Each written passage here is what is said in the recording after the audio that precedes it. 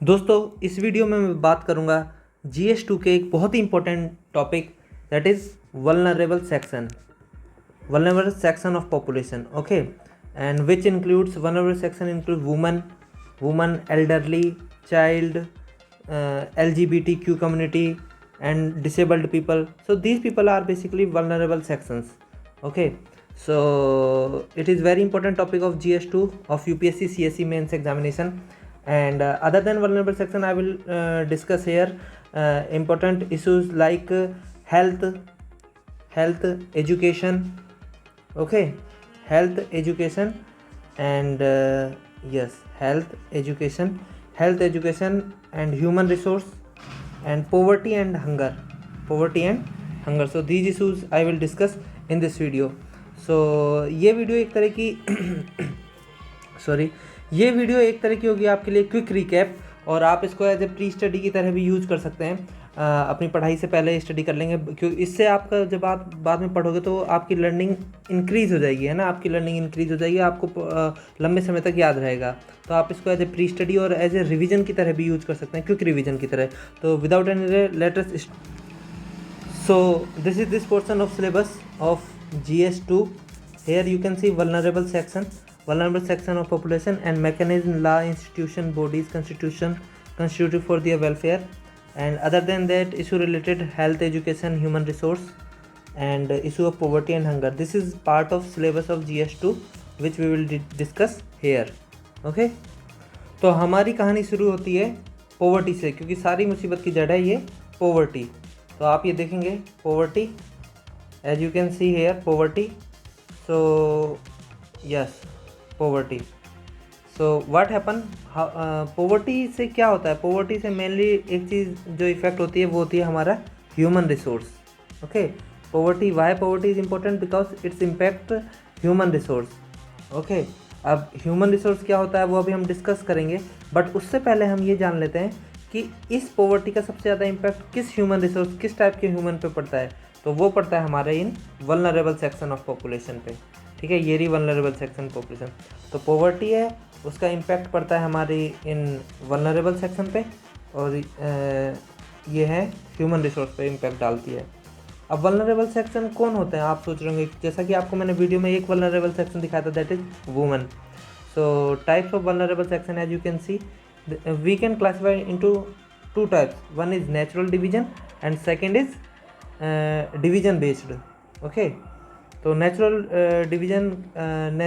Vulnerable section on the basis of nature we can divide into sexual orientation and disability. For example this child woman, these are sexual based, and disability based like disabled people, elderly and children, because children का भी जो mental mind है वो उतना develop नहीं हुआ होता, उनको अपने अच्छे बुरे का पता नहीं रहता है. तो इस तरीके से वो भी एक वल्नरेबल सेक्शन होता है. आपने देखा होगा चिल्ड्रंस, क्योंकि उनको अपने चीज़ों के प्रति अवेयर नहीं रहते, तो उनके खिलाफ क्राइम भी काफ़ी हो जाते हैं और उनको पता भी नहीं चलता है. तो एक तरीके से वो भी वल्नरेबल सेक्शन ही है. अब आते हैं डिवीजन बेस्ड, जिसका डिवीजन लोगों ने ज़मीन पर रह के किया है ना, मतलब मनुष्य ने खुद किया है, जैसे कि caste, gender, race, ethnicity. These are division based vulnerable group. For example these SC ST OBC minorities LGBTQ+ communities. So these are division based vulnerable group. Okay, now question आता है कि भाई ये SC और ST में क्या difference है, कैसे आप कह सकते हैं ये SC ST है. हालांकि इनमें बहुत बहुत बहुत ज़्यादा डिफरेंस है, पर जो एक मेन डिफरेंस है जो आप वो देख सकते हैं इनमें वल्नरेबिलिटी किस आधार पर होती है. तो आप यहाँ पे पाएंगे कि ये जो SC ST है ना, इनमें प्रिंसिपल ऑफ पोल्यूशन होता है. मतलब जो अदर लोग हैं वो कहते हैं कि दीज आर पोल्यूटिंग पीपल, अछूत ऐसे, या उनके साथ ऐसा भेदभाव करते हैं. और जो ट्राइबल पीपल होते हैं ST शेड्यूल्ड ट्राइब, उनको आदिवासी मानते हैं, प्रिमिटिव मानते हैं. ऐसा प्रीजुडिस है, असलियत में है या नहीं इस पर एक रिसर्च का विषय है, बट उनका प्रीजुडिस होता है सिंपल लोगों का कि भाई ये तो प्रिमिटिव होते हैं. दूसरा, इनके साथ जो अत्याचार होता है मेनली शेड्यूल कास्ट का, वो लैंडलेसनेस में होता है. इनके पास ज़मीन नहीं होती. भाई ज़मीन ही तो क्या कहते हैं आय का मुख्य स्रोत होता है, यही नहीं होता है इनके पास. और इनके साथ जो अत्याचार होता है वो होता है इनका डिस्प्लेसमेंट कर देते हैं इनको फॉरेस्ट से. ठीक है, इनका फॉरेस्ट और हिली एरिया में रहते हैं और इनका फॉरेस्ट से ही डिस्प्लेसमेंट, जो इनका घर है वहीं से ही डिस्प्लेसमेंट कर देते हैं. तो ये अत्याचार होता है. अब आते हैं LGBTQ कम्युनिटी पे। तो LGBTQ कम्युनिटी के साथ क्या होता है, इनके साथ लोग स्टिग्मा लगाते हैं, इनको किराए पे मकान नहीं देते, जॉब नहीं देते, और मेन बात है इन लोगों का तो भी फैमिली सपोर्ट हो जाता है, SC ST OBC माइनॉरिटी इन सब का, इनका तो कम्युनिटी सपोर्ट भी हो जाता है इन सब का। लेकिन इनको तो LGBTQ+ को ना इनकी फैमिली ही कई बार सपोर्ट नहीं करती, फैमिली अपोजिट जाती है उनका, यूँ कहते हैं हम आपका इलाज करा देंगे, और उनको मतलब सही करने की कोशिश करते हैं, मतलब उनका जो बिहेवियर है उसको चेंज करने की कोशिश करते हैं। तीसरा है इनका लीगल प्रोविज़न, इनके तो डेवलप्ड हैं, SC ST के एक्ट हैं, OBC माइनॉरिटी इन सब के लिए लीगल प्रोविज़न है, बट इनके लिए लीगल प्रोविज़न अभी इवॉल्व हो रहे हैं। जैसे कि आपने भी देखा होगा सुप्रीम कोर्ट की various judgement and same sex marriage के रिगार्डिंग, और ये सब अभी इवॉल्विंग प्रोसेस में, अभी इन पर रूल बना नहीं है। तो ये था हमारा वल्नरेबल सेक्शन। अब एक चीज़ इम्पोर्टेंट है कि इन वल्नरेबल सेक्शन को क्या रिस्क होता है ना। इफ़ यू विल सी कि what are the main risk associated with this vulnerable section of population, तो मेन रिस्क होता है इनका मार्जिनलाइजेशन, यानी कि सोशल आइसोलेशन रहते हैं ये, डिस्क्रिमिनेशन होता है इनके खिलाफ, सोशल आइसोलेशन, डिस्क्रिमिनेशन, एक्सप्लॉइटेशन होता है, वायलेंस होता है, तो ये सब रिस्क इनके खिलाफ होता है, social isolation, discrimination, exploitation, violence. अब बताओ किसी आदमी के साथ ये सब होएगा तो डेफिनेटली उस पर कुछ इफेक्ट पड़ेगा, क्या इफेक्ट पड़ेगा, मेंटल हेल्थ पे, तो बहुत बेकार इफेक्ट पड़ेगा मेंटल हेल्थ पर, है ना। तो अब हम आगे देखेंगे ये वल्नरेबल सेक्शन को किस तरीके से हमने ह्यूमन रिसोर्स से ऐड किया है, रिलेट किया है। तो ह्यूमन रिसोर्स है, ह्यूमन रिसोर्स में आता है जैसे कि मेनली अगर एजुकेशन एंड हेल्थ प्रोवाइड कर दें तो human resource converted into human capital, ठीक है। और अगर उसी हेल्थ पे आपने देखा वल्नरेबल सेक्शन की हेल्थ पे कितना बुरा इफेक्ट पड़ रहा है, तो मेंटल हेल्थ की प्रॉब्लम हो जाती है, उसका ह्यूमन रिसोर्स डाउन हो जाता है, और इस तरीके से वो पॉवर्टी के चक्कर में पड़ जाता है, ठीक है। अभी हम इस पर दोबारा आएंगे ह्यूमन रिसोर्स पर, पहले वल्नरेबल सेक्शन को कंप्लीट कर लेते हैं, ठीक है। तो ये तो थी वल्नरेबल सेक्शन से रिस्क एसोसिएटेड। ओके, तो हम इनकी कंडीशन को कैसे इम्प्रूव कर सकते हैं भाई, हम इनकी कंडीशन को इम्प्रूव कर सकते हैं मेनली 3 तरीके से। लॉज बना करके, law, special mechanism, government can provide special mechanism, and various institutions and bodies बनाकर। अब लॉज कैसे बना करके, though there are many laws, but some of the important laws are like SC ST prevention of atrocities act 1989 and this act, civil right act 1955, Juvenile Justice Act 2015. It is this is for SC ST community. This is also for SC ST community. This is for juvenile kids. You can say child, है ना. And this is for National Food Security Act to provide food security. This is for mainly poor people. Okay.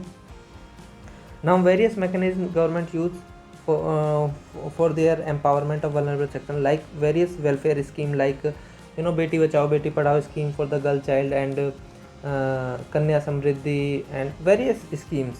Various state government also loans various schemes. You will read about these schemes in your monthly current affairs. Then affirmative action like reservation policy. Okay, government provide reservation. And socio-economic program, like skill development program, Hunar Haat, ठीक है, socio economic programme, skill development programme, coaching programme, free coaching, social safety net provide करते हैं जैसे कि food वगैरह, and direct benefit transfer in their bank account.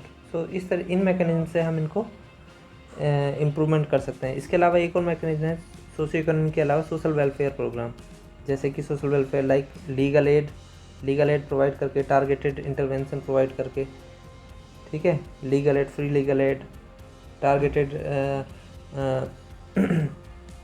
अन्न योजना, है ना, PDS, public distribution system, food providing, targeted benefit transfer. अच्छा, इनकी इम्प्रूवमेंट के लिए लॉज मैकेनिज्म के अलावा एक और चीज़ होती है institution and body. Though there are many institution and bodies in India, but some of the important are like institution bodies like national commission for schedule caste, national commission of schedule tribe, various statutory bodies, okay, national commission for women, agencies like national schedule caste fund, ऐसा कुछ है ना, और national skill development corporation, this kind of things, national schedule caste financial development corporation, something like this. You can search this on Google. So various agencies, statutory and constitutional bodies are there to improvement the condition of vulnerable section. Okay. Now अब हम देखेंगे, ठीक है भाई, ये vulnerable section हो गया। तो ये ह्यूमन रिसोर्स होता है। Human resource mainly constitute of health and education, mental health. अच्छा, एजुकेशन के ऊपर अभी भी एक नेशनल एजुकेशन पॉलिसी आई है जिसने हेल्थ के भी कुछ पॉइंटों को टच किया है। Quality education, 3A, relevance, okay, population policy से हम ह्यूमन रिसोर्स को इम्प्रूव कर सकते हैं। आंगनवाड़ी वर्कर हैं, वो इस डायरेक्शन में काम करते हैं। अच्छा, एक चीज़ है, आप कभी भी हेल्थ, एजुकेशन या कोई भी रिसोर्स को बात करोगे ना, तो उसका सॉल्यूशन में ये जरूर लिख सकते हो कि 3A, यानी कि it should be accessible, it should be affordable and it should be available. 3A should be there. Okay okay. अब जब भी हेल्थ की बात आती है तो हेल्थ की प्रॉब्लम कई बार हमारी होती है मेल न्यूट्रिशन से। ओके, और मेल न्यूट्रिशन होता है जब फूड इनसिक्योरिटी से, फूड सिक्योर नहीं होगा। और जब फूड सिक्योर नहीं होगा तो उस वजह से हमारे पास जनरेट होगी पोवर्टी।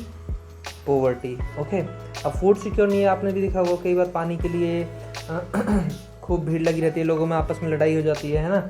ऐसे ही फूड PDS की दुकान पे भी अगर लेस फूड होता है तो वहाँ पे भी लड़ाई होती है, तो पीस को काफ़ी धक्का पड़ता है। आपने देखा होगा इंडिया जब चावलों का निर्यात बंद कर देता है या किसी देश में फूड की कमी हो जाती है तो वहाँ पे दुकानों पर लोगों को मारामारी हो जाती है। फ्रेंच रिवॉल्यूशन में भी लोग ब्रेड के लिए दुकानों पर लड़ बैठे थे, वहाँ पे भी तो पीस खतरे में पड़ जाती है। तो जहाँ भी तो पॉवर्टी की वजह से इनडायरेक्टली आप देखोगे ना तो पीस को भी काफ़ी हार्म होता है, सोशल जस्टिस को भी नुकसान होता है, क्योंकि पॉवर्टी का सबसे ज़्यादा नुकसान ना समाज के जो निचले हिस्से के लोग रहते हैं, कमज़ोर वर्ग के लोग, उन पे ज़्यादा होता है। तो सोशल जस्टिस को भी एक तरीके से, क्योंकि इस तरीके से तो उनके साथ अन्याय हुआ है ना, तो सोशल जस्टिस को भी एक हानि पहुंचती है। ठीक है, अब आते हैं human resource and poverty. Poverty का एक इम्पैक्ट, बहुत बड़ा क्या, मेनली इम्पैक्ट तो इकोनॉमिक पे ही पड़ता है। Economy activity of person as well as of that country, state, समाज, उन सब की इकोनॉमिक एक्टिविटी डाउन होती जाती है पॉवर्टी की वजह से।